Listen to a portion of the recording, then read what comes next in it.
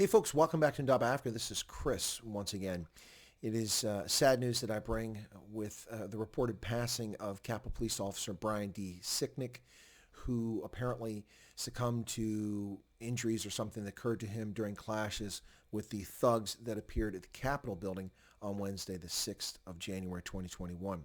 He was taken to hospital. He got back to his office where he collapsed and then was taken to hospital where it's reported now. Previously, it was reported he had died, or a police officer died, and that was refuted. It was fake news, according to the Capitol Police. Now, in fact, on the 7th of January, the next day at 21:30 p.m., it's reported that Officer Brian D. Sicknick passed away in a local hospital.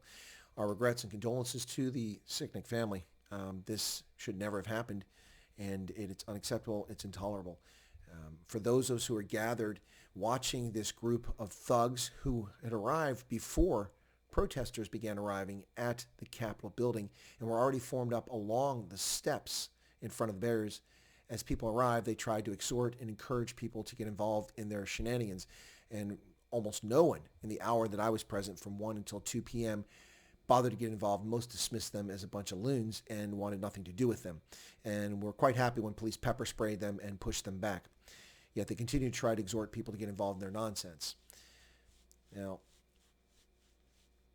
the chief of police there for the Capitol Police, Stephen Sund, he commended his officers for their heroic actions and their bravery on the line. And I've previously said, and one of the first comments I made about this entire episode is that in the time that I was at the Capitol building, on the steps of the Capitol building, I observed the Capitol Police, and they were restrained, they were measured, and their responses were appropriate for what they faced.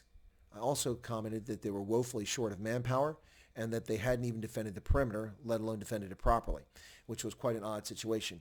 But I cannot criticize the actions I saw by those law enforcement officers that day. They were challenged by a group of agitators who intended to disrupt and cause chaos.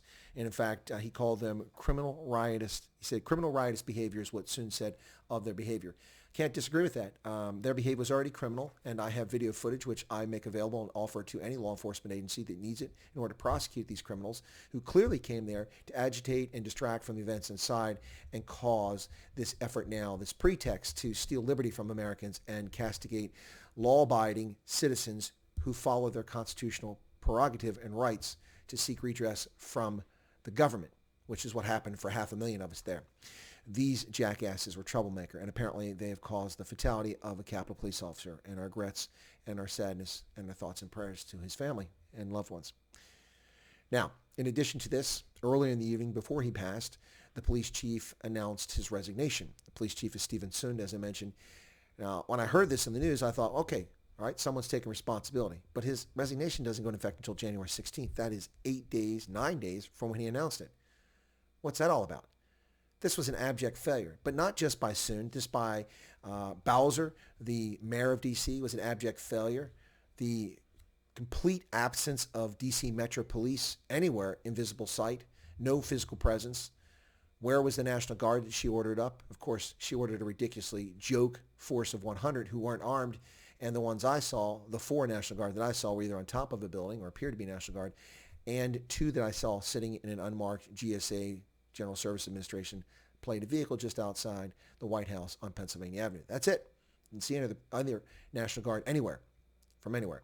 Why weren't the police departments from Rosslyn, Alexandria, Rockville, why weren't they on call or nearby?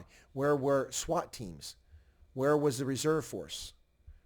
The actions of those in charge, from the mayor to the police chief to the chief of the Capitol Police, all should be called in question. There were reports earlier tonight, and I can't verify them, it was on Fox News and other news sources, that claim that the Pentagon and the Federal Bureau of Investigation both offered assistance to the Capitol Police, and they were rejected before this event took place. One has to wonder what's going on here. One really has to wonder. But once again, folks, the police chief has announced his resignation. Does not take effect until the 16th of January, however. Now, the union that's responsible for the police officers is apparently involved in this. They are led by Gus Papatanatsu, who is the union chairman. And he said the officers are frustrated and demoralized with a lack of leadership and how it undermined the response to the mob. I'm getting a little tired of hearing this mob stuff. There was no mob. There was a group of thugs which the police lost control of and actually allowed to enter into the facility, not the building, but the actual steps. And that is what made the situation worse than it was. The security for this event was abysmal, and that does not reflect on the actions, the heroic, the measured, and the responsible actions of the police officers I observed. I only saw one police officer overreact and misbehave, but that was just briefly after it appeared he'd been pepper sprayed, so it was understandable. He quickly regained control, and that was it. Only time I saw that. This is what the union chairman said. He laid the blame on a failure in planning while praising the officers for their work. He said, "We prioritize lives over property, leading people to safety." Well, the only people they led to safety are members of Congress. Of course, that's who they're charged with, but they are in law enforcement, so I understand that. Not one member of Congress or their staff was injured. Our officers did their jobs. Our leadership did not. Our law enforcement partners that assisted us were remarkable. What law enforcement partners? Who? Homeland Security? Pentagon? Marine military police? Army military police? Prince George's, Montgomery, Howard County, Rockville Police Department, Roslyn Police Department, Alexandria Police Department? I don't think any of them were there. I saw all sorts of police officers and police units and police markings on cars streaming into D.C. as I drove out at 3 p.m. on 395, and I saw it before I got to 395.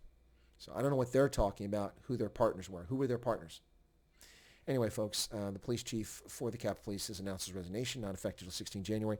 And sadly, to share the news of the reported passing by NBC News of Capitol Police Officer Brian D. Sicknick, who died from injuries associated with the horrific and unacceptable violence that took place when security forces failed to secure the Capitol building and lost control of the situation. Thanks, folks. If you're not a subscriber to Chris White Africa, I ask you to become a subscriber. Smash that subscription button right down there. Feel free to smash the like button if you don't mind. It drives viewership. Thank you for your support. And once again, condolences to Officer Sicknick's family. God bless.